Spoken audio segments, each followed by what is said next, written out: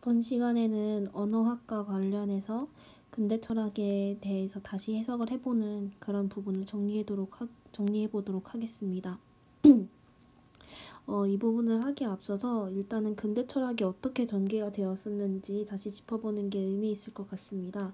근대 철학은 일단 데카르트부터 시작해서 버클리, 흉을 거치면서 로크 버클리를 거치면서 흉에 가면서 근대적 주체가 다시 무너지는 듯하는 위기를 보였으나 나중에 다시 칸트가 선언적인 주체를 다시 설정해주면서 이것을 다시 회복하는 듯 보였고 그 뒤에 헤겔이 나오면서 헤겔에서 의미 있었던 점은 주체와 객체와의 관계만을 바라봤다면 이전까지는 헤겔부터는 주체와 객체를 둘 사이의 관계만을 보는 것이 아니라 우리는 주체는 외부 환경이라는 것에 영향을 받는다. 외부의 어떤 맥락에 영향을 받는다. 그래서 헤겔과 비슷하게 마르크스도 나오고 뭐 그랬던 모습이었습니다.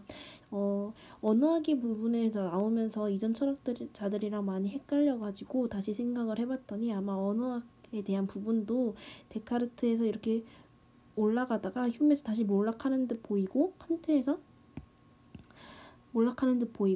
다시 성공적으로 되는 듯하게 보였고 헤겔에서 다시 뭐 외부의 환경을 좀 관심을 돌렸던 그런 부분이랑 굉장히 유사한 것 같아서 이 부분을 한번 언급해 보았습니다. 일단은 언어학과 관련해서는 일단은 세 명의 학자가 나오는데 일단 훔볼트, 그다음 소시르, 야콥슨이 나오고요. 그 다음에 비트겐슈타인이 나옵니다.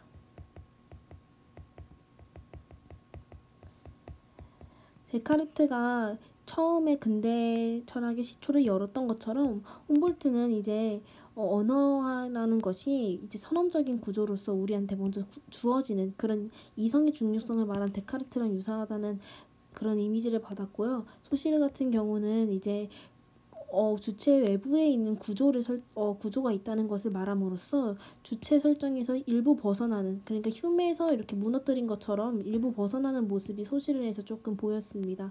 물론 이게 시기적으로 당연히 맞진 않겠지만 그냥 이렇게 흐름을 볼 때 저는 이렇게 이해하는 게 더 편했습니다.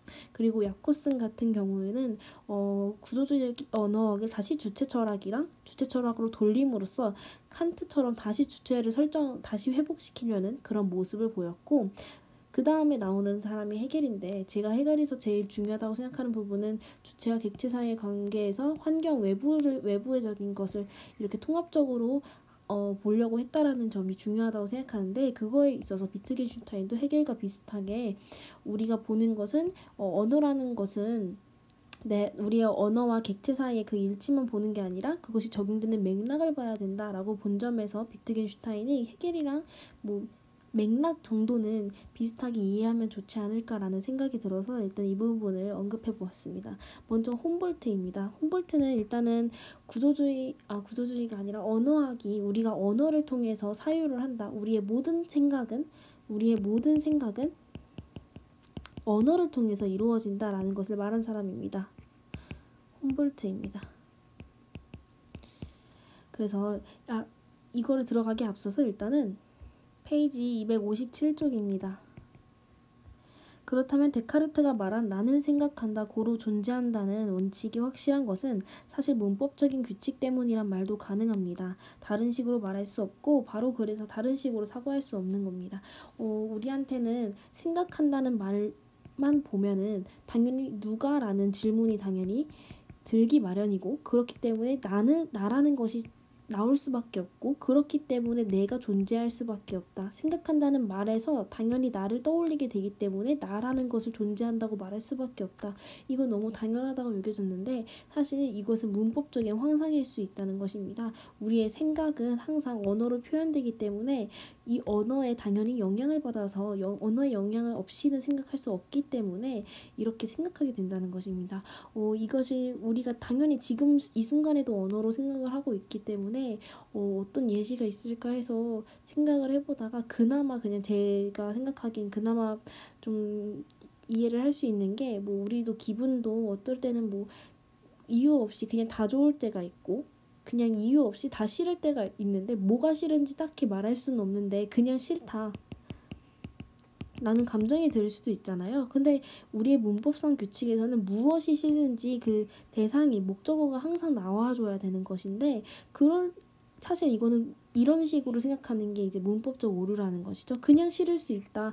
그냥 이거는 정확하지 않은데 그냥 굳이 비유를 하자면 그냥 싫을 수 있는데 그것에 대해서 목적어를 굳이 찾아야 하는 목적어가 존재하지 않을 수 있는데도 목적어를 찾으려고 하는 그런 것 역시 문법적인 규칙 때문에 그런 문법적인 환상으로서 발생하는 문제다. 그래서 데카르트가 말했던 나는 생각한다 고로 존재한다 역시 어쩌면 문법적인 환상일 수 있다라고 말하는 게 이제 언어학에 대한 내용입니다. 우리는 생각이라는 것은 언어를 통해서 표현될 수밖에 없고 그래서 언어의 영향을 받을 수밖에 없다라는 것입니다. 이거는 페이지 261쪽입니다. 그것은 인간이 언어 속에서 사고할 수밖에 없다면 그러니까 우리의 생각은 어쨌든 표현이 되려면 언어로밖에 표현이 안 되기 때문에 그럼 우리의 생각은 언어로밖에 표현이 되지 않는다면 우리의 생각을 알기 위해서는 이거는 우리가 직접 볼 수 없어요. 생각은 직접 볼 수 없기 때문에 생각은 무조건 언어로 언어로만 나타나기 때문에 우리의 생각을 직접 보려면 언어를 조사하는 수밖에 없다는 말이시죠. 결국 이 언어를 연구함으로써 혹은 사람들이 언어를 어떻게 사용하는지 연구함으로써 그 생각을 알 수 있다는 입장입니다. 이것이 이제 언어학에 대한 이제 인트로에서 나오는 부분입니다. 그래서 이 언어학에 대해서 처음으로 소개되는 사람이 이제 홈볼트이고 홈볼트에 대해서는 이제 얘기를 해볼 텐데 이 맥락과 비슷합니다. 우리가 언어를 통해서 사고할 수밖에 없다. 그러면 우리가 어떤 것을 옛날에 뭐 초등학교 때인가 중학교 때인가 이런 국어 시간에 이런 거 많이 나왔는데 우리나라는 뭐 농사 문화이기 때문에 농사 관련해서 뭐 계절, 뭐 바람 비 이런 거에 대해서 색깔이 엄청 많다. 그리고 또 어떤 지역에서는 농사를 짓지 않는 나라에서는 이거에 대해서 색깔이래. 이거에 대해서 단어가 엄청 많지만 그렇지 않은 나라의 아는 문화권에서는 이런 거에 대해서 단어가 뭐 한 개, 두세 개밖에 없다. 뭐 이런 식으로 나오기 때문에 우리가 언어라는 이 단어라는 이 언어를 통해서 우리가 모든 이 여러 가지 세부적으로 다른 어떤 특성들의 계절들을 다 구분을 할 수 있었지만 이 사람들은 언어를 두세 개밖에 가지고 있지 않기 때문에 이렇게 다 구분할지도 모르고 생각 역시 그냥 이렇게 두세 개밖에 구분을 하지 못하는 그런 구조를 가지고 있다는 것입니다. 우리의 생각은 언어를 통해서 표현이 되는데 오히려 또한 언어를 통해서만 표현이 되기 때문에 그 언어로 인해서 다시 우리의 생각이 영향을 받는다는 것이 홈볼트의 말입니다. 페이지 267쪽입니다. 주체의 활동이 대상을 형성한다는 이 명제는 대상은 주관이 형성하는 것이고 판단은 주관의 작용이라는 칸트의 견해를 그대로 빌려온 것입니다. 처음에 얘기했을 때 칸트에 대해서 이전 영상을 보셔도 아시겠지만 칸트는 우리가 어떻게 생각을 했냐면 우리의 인식이 우리의 어떤 이성이 객체를 직접 파악할 수는 없다고 보았죠. 우리는 지금 무엇의 일치를 봐야 되냐면 물 자체가 아닌 그것의 현상만을 볼 수 있다고 한 게 칸트의 입장이었습니다. 그러니까 우리가 보고 있는 것은 이게 아니라 이거이고 당연히 현상은 우리가 보고 있는 것이기 때문에 우리가 만들어낸 거죠.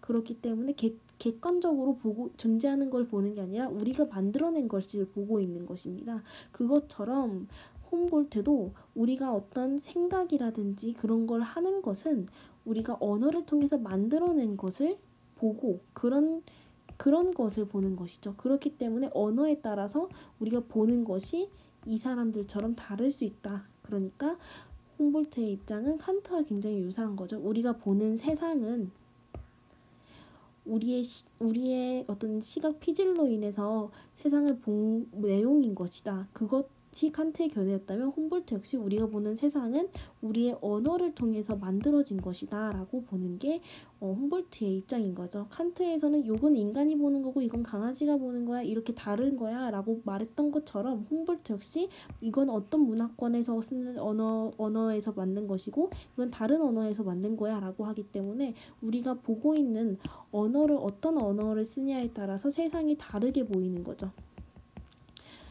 그 내용이 여기 나와 있는 것입니다. 그래서 우리의 주관의 작용이다. 세상을 보는 건 우리의 주관, 그러니까 우리의 언어의 작용이다 라고 본 것입니다.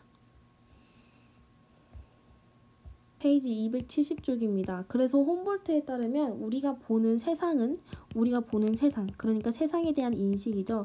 그것은 언어 A, 언어 B 에 따라서 다른 것입니다. 언어 B의 세상은, 언어 A의 세상은 다른 세상, 언어 B의 세상은 또 다른 세상, 뭐 이런 식으로 다른 거죠. 아까 농사에서 쓰는 말처럼.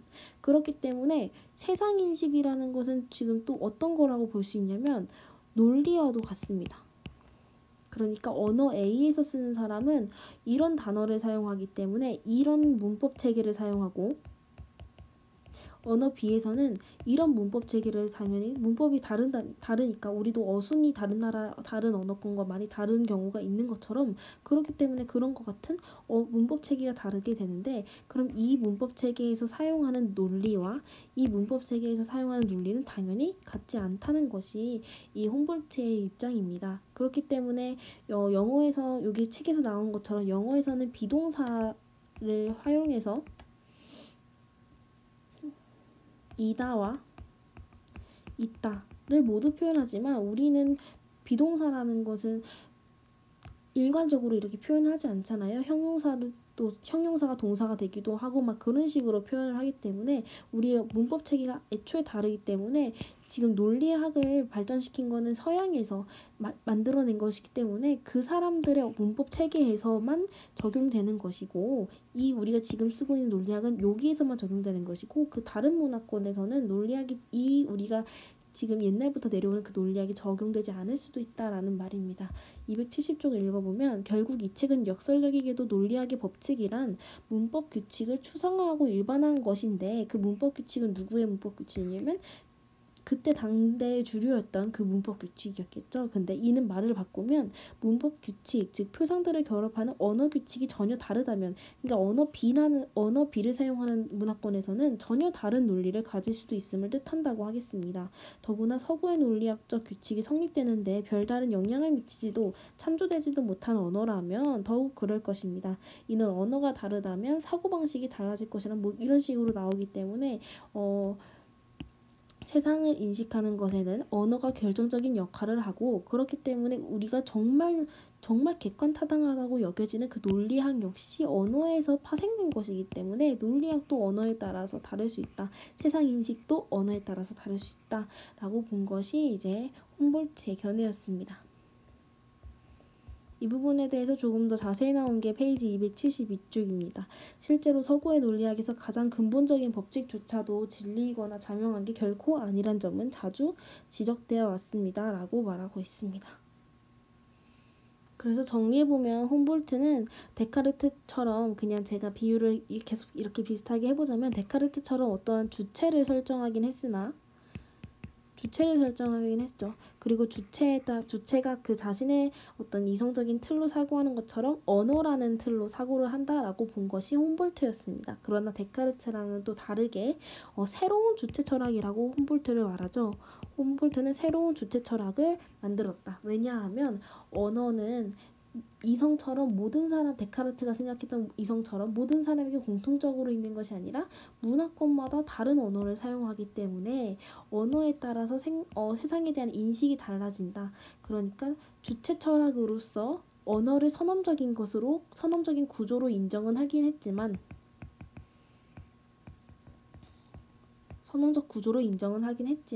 그 선험적 구조는 사람마다 조금 다르게 나오고, 그렇기 때문에 그거에 대한 판단, 인식, 이것도 달라진다라고 본 게 홈볼트의 새로운 주체 철학이었습니다.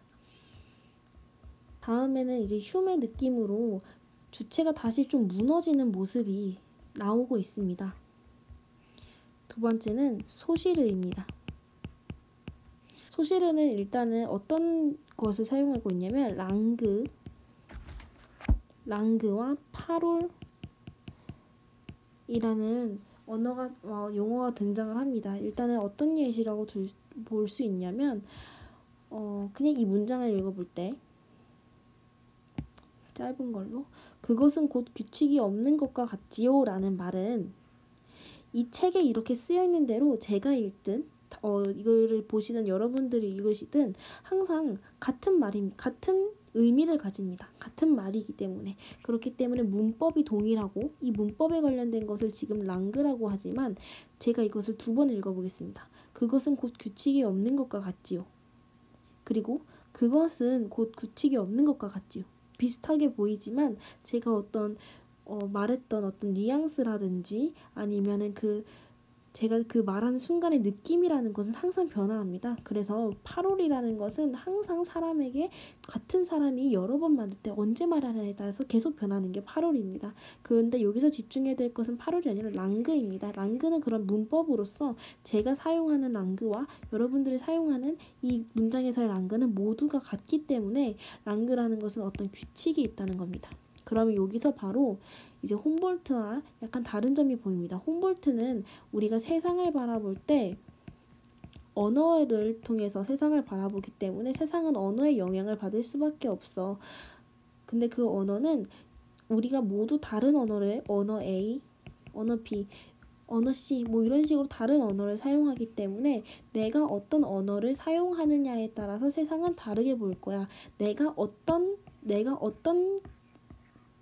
생각의 틀을 가지느냐에 따라서 내가 어떤 거를 선택하느냐에 따라서 세상은 다르게 보일 거야. 그러니까 나의 주체에 따라서 세상의 인식이 달라져 라는 어떤 주체 철학이었다면은 지금 소실에는 근데 내가 언어 A, 언어 B를 사용하는 것은 내가 선택하는 것이지만 내가 그 문화권에 들어있는 것에 따라 달라지는 것이지만 언어 A랑 언어 B 안에서 일단 쓰고 있는 나는 언어에서 사용하는 규칙이 있기 때문에 그 규칙을 받아들이지 않고서는 말을 할 수 없잖아 라는 것입니다.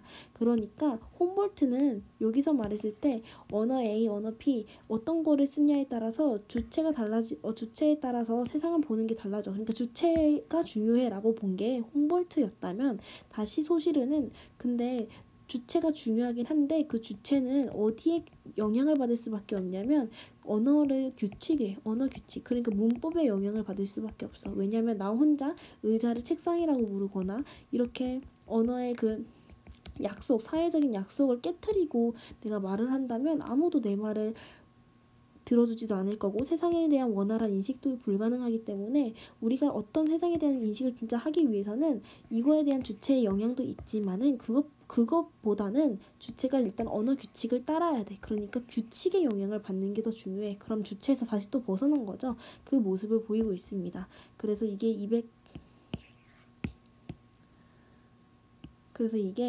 276쪽을 보면 그런데 규칙이라는 것은 본래 적어도 두 사람 이상이 따를 때 성립하는 것이죠. 자기만의 규칙을 따른다는 것은 자기 멋대로 하는 것이고 그것은 규칙이 없는 것인데 그러면 그렇게 하면 안 되니까 따라서 랑그는 사회적이라고 할 수 있습니다. 사회적인 어떤 규칙이라는 것입니다. 내가 있든 없든 내가 쓰든 안 쓰든 이 말이 너무 중요하죠. 그것은 나와 무관하게 존재한다. 그러니까 주체라는 것보다 그 밖에 있는 어떤 규칙이라는 게 나와 무관하게 독립적으로 존재하는 규칙이라는 게 있고 그것에 의해서 우리는 영향을 받게 돼 있다라는 것이 소시르의 그 생각입니다. 페이지 283쪽입니다.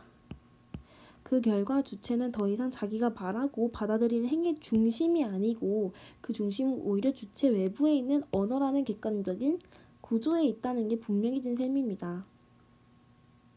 이래서 소시르는 그 자신은 구조란 말을 사용하지 않는데도 구조주의의 창시자라고 불리죠. 자신의 어떤 중심을 주체에 둔 것이 아니라 그 외부의 구조에 뒀다는 점에서 이제 구조주의라는 말이 등장하게 된다는 점을 확인해 보시면 될 것 같고 그리고 여기서는 소시르가 구조의 중심이구나 라는 걸 보면 될 것 같습니다. 그렇게 따지면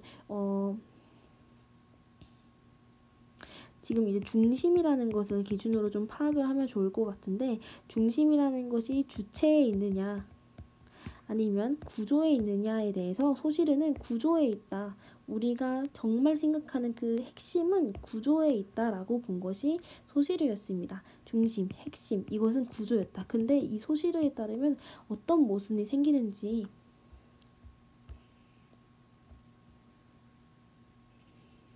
보겠습니다. 285쪽입니다.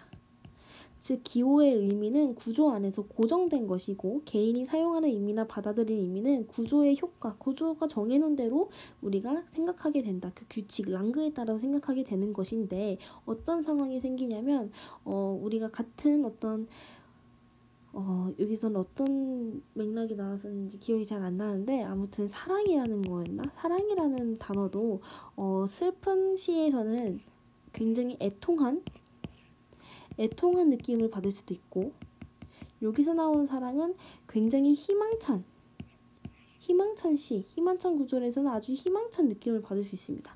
분명히 이 사랑이랑 이 사랑은 같은 모양, 같은 단어를 쓰고 있지만 당연히 그 의미는 완전히 다른 것이죠. 그러면 여기에서 주체는 이 맥락에서 이 단어를 쓴 사람 혹은 이 맥락을 읽고 이 단어를 해석하는 사람 에 따라서 달려져 있는 것이지, 사랑이라는 것이 정말 보통 가지는 그런 사랑, 남녀 간의 사랑 이렇게 생각하는 그런 사랑이라는 것에 대해서 보편적인 의미로 받아들인다면 이렇게 그 상황에 맞는 해석을 당연히 할 수 없겠죠. 그럼 여기서 다시 보면 소시르가 그렇게 중요시했던 핵심, 중심이 어디 있느냐, 이거는 이번 사례에서는 어디 있다고 보는 게 좋겠습니까? 주체에 있다고 보는 게 좋겠죠. 구조에 있는 그 사랑이라는 의미로는 파악할 수 없으니까. 그럼 소시르에 따라서 우리 소시르는 언어에 대한 것은 주체가 아니라 구조에 있어라고 본 것이고, 우리는 구조의 규칙을 따를 수밖에 없어라고 말한 게 소시르였다면, 다시 그렇게 따라가다 보면 근데 주체가 중심이 될 때도 있어 라는 어떤 반례가 생기게 되는 것이죠. 그래서 뒷부분도 읽어보면 반면 뒤의 명제는 이런 구조주의적 면제를 흔들고 있으며 체계화된 기호의 망 속에서도 기호의 의미라는 것은 가변적이다. 가변적이라는 것은 누가 중심이 되냐면 주체가 핵심이 된다. 이런 것을 보여주고 있습니다. 그렇기 때문에 소시르는 약간 흉의 느낌처럼 주체를 다시 벗어나려고 했습니다. 왜? 규칙이라는 것을 따를 수밖에 없어. 우리는 규칙을 받아들여서 거기 안에서 사용할 수밖에 없어 라고 해서 우리의 어떤 중심을 주체가 아닌 외부로 옮겨놨으나 여전히 우리는 주체로서 사고하는 경우가 분명히 이렇게 존재를 한다. 그렇기 때문에 소시르는 어떤 식으로 생각할 수 있냐면 주체로부터 벗어났긴 했지만 완전히 벗어났다고 하기는 어렵고 주체로부터 일부 벗어났다라고 평가를 할 수 있겠습니다. 세 번째는 야코스입니다. 야코스는 제가 그냥 비유를 할 때 다시 칸트에 대해서 비유를 했는데요. 어떤 느낌이냐면 다시 주체를 살짝이라도 벗어나려고 했던 이 시도에서 근데 우리는 다시 주체로서 어떤 개인의 능력, 개인의 어떤 주체의 능력에 따라서 당연히 언어는 그렇게 될 수밖에 없다라는 것을 보여주고 있는 사람입니다. 야코슨에 대해서 얘기를 하기 전에 홈볼트에서 나왔었나 우리가 어떤 것을 생각할 때 먹었다라는 것을 생각할 때 당연히 우리 문법의 한상이라고 비판했던 그 부분에서 나오듯이 주어에 해당하는 부분이 있고 목적어에 해당하는 부분이 당연히 있죠. 그러면 내가 그냥 먹었다라는 것만 말만 들어도 누가 먹었지? 그리고 뭘 먹었지? 라는 거에 대해서 당연히 생각을 하게 됩니다. 이런 차원에서의 접근이 또 있고 내가 먹었다라고 할 수도 있고 목적어를 필요하는 것도 뭐가 있죠? 사랑한다, 따른다, 뭐 이런 말이 있겠죠. 그러면은 내가 같은 주어, 같은 목적어를 사용하더라도 먹었다, 사랑한다, 따른다라는 같은 자리에 다른 단어들을 쓸 수도 있는 것이죠. 이 부분에 대해서 생각을 하고 넘어간다면 이제 읽을 수 있습니다. 286쪽입니다. 첫째, 기호의 구조를 인간의 기호 상호 능력으로 환원했다. 다시 주체로 돌아간 것이죠. 앞서 소실을 다루면서 결합관계와 계열관계를 얘기했는데 일단은 먹었다라는 말을 예로 생각했을 때 먹었다라는 것을 생각한다 보면 밑으로 좀 내려간다면 다른 단어들을 대표하고 있다. 그러니까 주어 목적어를 대표해서 먹었다만 나온 거죠. 그러니까 뭘 대표했냐면 누가 먹었는지 뭘 먹었는지 이렇게 대표하고 있을 때 그러면은 먹었다는 말만 보고서는 얘랑 얘를 상상할 수 있겠죠. 먹었다. 음식을 상상할 수 있어요. 먹었다. 아니면은 물을 상상할 수도 있어요. 아니면은 돈을 먹고 먹었다. 돈을 먹고 튀었다. 이런 돈을 상상할 수도 있어요. 이런 식으로 먹었다라는 걸로부터 음식, 물, 돈 이런 것이 나오게 되는 것이죠. 그거와 관련된 말이 나오게 되는 것이죠. 그것을 야코스는 환유라고 합니다. 연기를 보면 연기는 불이 나서 연기가 나왔다. 이 문장에서 연기를 보고 불을 떠올리는 것처럼 가까운 인접한 관계여서 하나를 보면 다른 것을 알 수 있을 때 단어는 생략된다는 것이죠. 이런 부분이 있고 페이지 287쪽입니다. 요컨대 유사성을 갖는 것은 또 어떤 것이냐면 내가 먹었다라는 말 대신 사랑한다, 따른다 이런 단어를 사용할 수도 있는 것이죠. 아니면 음식이란 말 대신 물, 돈 이렇게 사용할 수 있는 이 관계 세로에 있는 이 관계를 이제 유사성이라고 하는데 대체되고 사용될 수 있는 것입니다.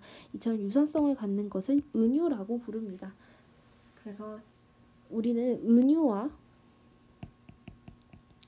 환유라는 어떤 스킬이죠. 이런 스킬을 통해서 언어를 구사한다. 그러면 이 은유랑 환유는 내가 머릿속에서 자율적으로 떠올리는 거잖아요. 우리의 인간이 가지는 상상력이라는 그런 능력을 통해서 개인이 떠올리는 것이지 구조에서 은유는 이거 세 개 중에 하나만 꼭 해야 돼 이런 식으로 정해놓은 것이 아니라 내가 그냥 자유롭게 떠올리는 것이고 환유 역시 마찬가지죠. 그러니까 이건 역시 주체에서 일어나는 활동이다 라고 보았기 때문에 야코스는 다시 주체 철학에 기여했다고 볼 수 있습니다.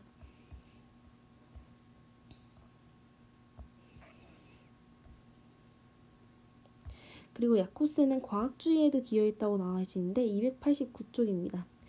코드는 메시지에서 진리를 읽어내는 수단이며 결국 진리가 소통구조 전체에서 목적의 자리를 차지하게 된다. 그러니까 이 부분에 대해서는 어떤 부분이 나오냐면 내가 메시지를 전달하려는 사람, 그 메시지를 받으려는 사람이 있다면 전달하려는 사람은 자신의 메시지를 어떤 언어라는 코드 를 통해서 전달하고 거기 안에는 내가 전달하고 싶어하는 의미가 들어있을 거 아니니까 이런 식으로 전달을 하게 되는데 어쨌든 우리가 언어를 사용한다는 것은 그것을 전달한다는 의미가 있다는 것이고 그것이 곧 진리다. 그것이 곧 진리이다. 그러니까 우리는 진리를 찾고자 하는 어떤 객관적인 과학주의에 기여했다라고 말하는 게 이 책의 부분이었습니다. 근데 언어를 통해서 수신자에게 그러니까 말하는 사람이 듣는 사람에게 어떤 의미를 전달한다는 것 자체는 당연히 맞겠죠. 언어가 있다면 그 안에 들어있는 의미가 있을 테니까요. 근데 이 부분이 왜 그 진리가 소통구조 전체에서 목적의 자리를 차지하게 되는지 진리가 아니라 그냥 개인적인 감성 굉장히 상대적인 말을 전달할 수도 있고 그럴 수도 있는데 왜 이것을 꼭 진리라고 상정을 해야 되는지 저는 이 부분에 대해서 조금 이해가 되지 않았고 해결되지 못한 부분입니다. 아무튼 이 책의 내용을 그냥 따라하다 보면 어쨌든 언어라는 것은 그것을 전달하려는 의미를 갖게 돼 있고 그렇기 때문에 그 전달하려는 것은 진리를 목적으로 한다라는 부분이 있었기 때문에 야콥스는 과학주의에 기여했다. 그러니까 굉장히 주체에도 기여를 하고 과학주의에도 기여를 한 어떤 굉장히 근대적인 모습을 보여줬다고 볼 수 있겠죠. 그래서 지금까지 얘기를 해봤을 때 홈볼트 소실 야콥슨에 대해서 얘기를 하면서 홈볼트는 이제 우리는 언어를 통해서 사고를 한다라고 하면서 새로운 주체를 설정을 했죠. 우린 주체로서 사고를 하는데 언어를 통해서 사고를 하는 것이다 라고 하였고 소실에는 그 대신에 주체를 통해서 사고를 할까? 우리는 사실 구조의 영향을 받아 좀 수동적이야 라고 그것을 일단 중심적으로 말하는 사람이 소시르였고요. 야콥슨 같은 경우에는 다시 주체로 돌아오면서 주체의 어떤 능력이라는 것을 강조하면서 우리는 어떤 환유나 은유 같은 능력이 있어. 그건 주체가 하는 것이지 라고 하면서 다시 근대적인 것에 대해서 주체에 대해서 이렇게 얘기를 했던 사람들입니다.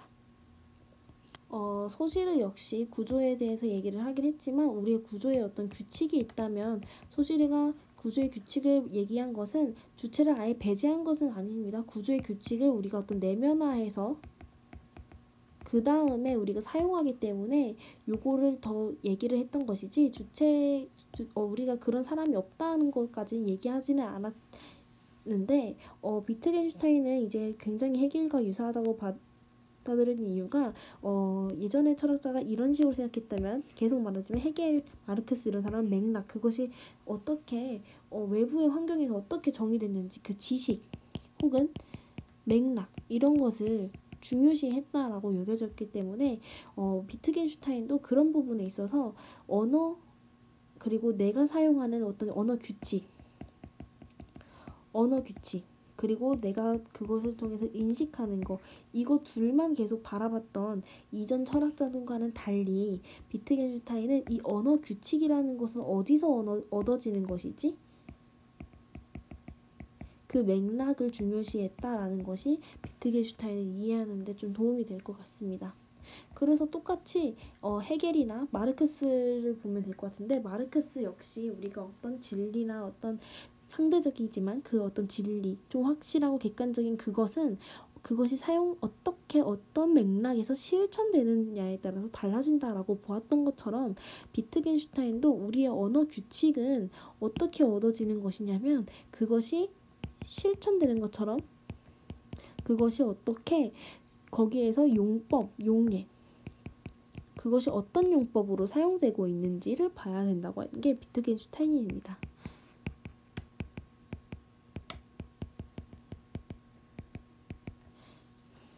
페이지 295쪽입니다.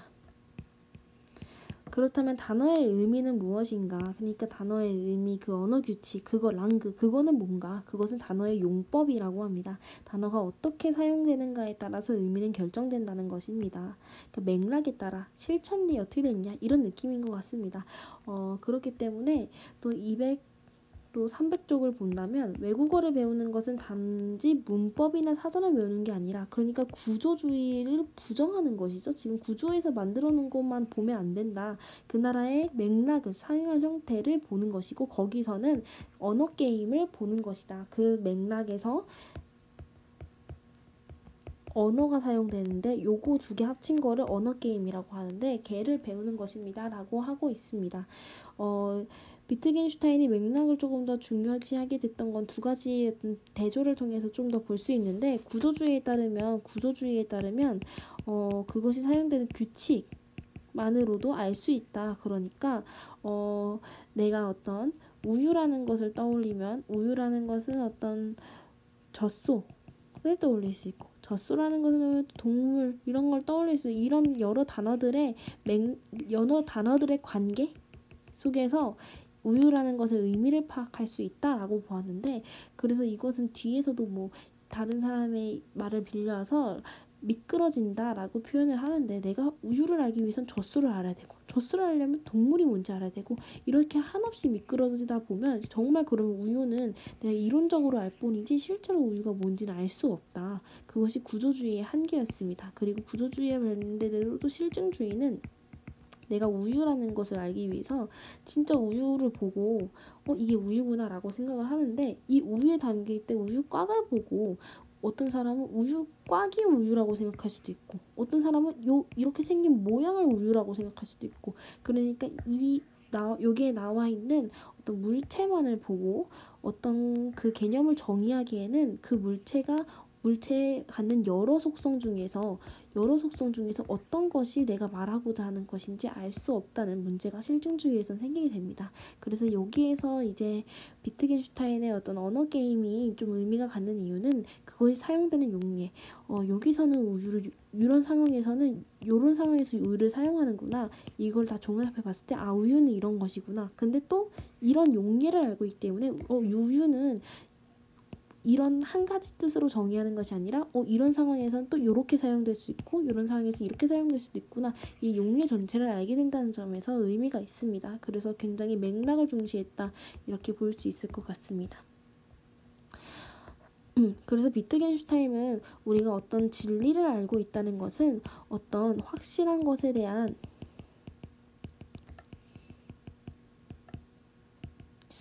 믿음이라는 것이라고 일단 했습니다. 이 말은 좀 괜찮아 보이죠? 진리라는 것은 확실한 것에 대한 믿음이죠. 확실한 것에 대해서 갖는 믿음. 그러면 우리가 이제 확실한 것이 무엇인지 알아야 된다고 하는데 비트겐슈타인은 말했듯이 맥락을 통해서 알 수 있다고 하였죠. 그렇기 때문에 확실한 것은 그것이 어떤 용례, 그것이 용법으로서 실제로 적용된 것이 확실한 것이라고 보았습니다. 그래서 진리라는 것도 어떤 것을 진리라고 할 수 있냐면 그것이 확실하게 어떤 용례로서 적용되고 있는 모습이 진리라고 본 것입니다. 그래서 우리가 비트겐슈타인의 말을 보자면 페이지 303쪽입니다. 우리가 어떤 지식을 정당화해서 결국에 진리로 나아가려고 할 땐 정당화를 해야 되는 거 아니겠습니까? 정당화하다 보면 진리에 도달하게 될 테니까. 근데 그 정당화의 방법은 옳다고 생각하는 다른 지식에 연루시킴으로써 A가 맞아. 그 이유는 B가 너무 맞기 때문에 B가 맞으면 당연히 A가 맞거든. 그래서 A도 맞아 라고 하는 방법이 있고, 다른 하나는 B는 진짜 진짜 B랑 맞아.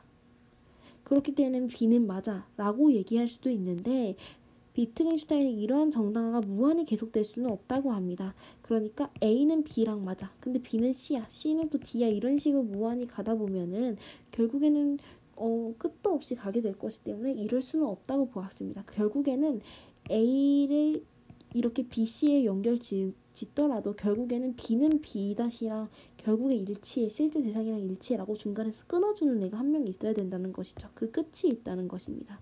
그래서 같은 페이지에 303쪽에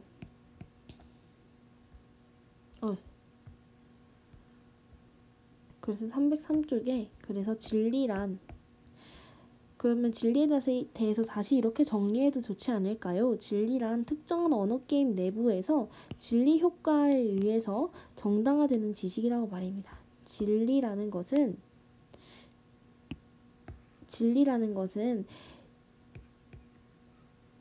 일단은 B랑 B-가 일치한다는 건 확실한 진리잖아요. 우리가 비트겐슈타인은 어떤 용례가 일치하면 용례로서 파악한다고 보았기 때문에 요거는 확실한 진리인데, 그럼 얘네가 갖는 게 진리 효과잖아요.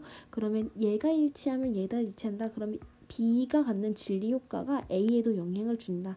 B는 B의 진리 효과에서 정당화되고 A는 B의 진리 효과에서 정당화된다. 그렇기 때문에 어떤 여기에서 믿음, 비트겐슈타인이 말하는 건 용례, 요게 믿음이라고 보았죠.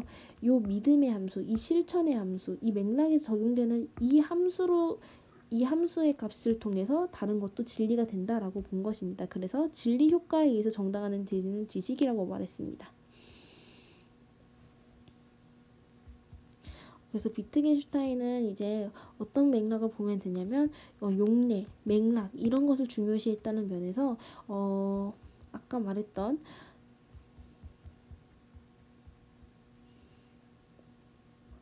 언어 규칙과 인식 사이의 관계에 있어서 얘네 둘이 어떻게 일치하는지만 봤던 거와는 달리 이 언어 규칙 자체를 어떻게 우리가 정의 내릴 수 있을지 맥락을 통해서 봐야 한다라고 보았던 의미가 있습니다.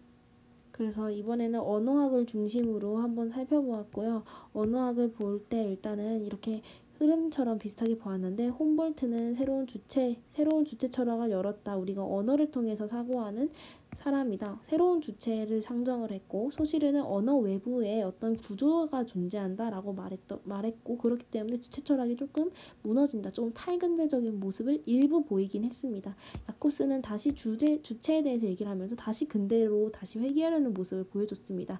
비트겐슈타인은 이제 주체라는 것은 비트겐슈타인은 소실과 같이 우리가 외부에서 언어 규칙을 내가 갖고서 쓰는 거에 집중하지 않고 외부에서 언어 규칙을 받아들이는 것에 좀 집중을 했기 때문에 주체 철학을 무너뜨렸다라는 그런 느낌을 가지고 있는데, 거기에서 멈추지 않고 그 외부의 규칙을 어떻게 얻느냐에 따라서 맥락에 따라서 얻는다. 그러니까 조금 마르크스처럼 실천을 중요시했다, 이렇게 보면 될 것 같습니다. 그래서 근대 철학과 관련해서 언어학을 분석해 보았습니다.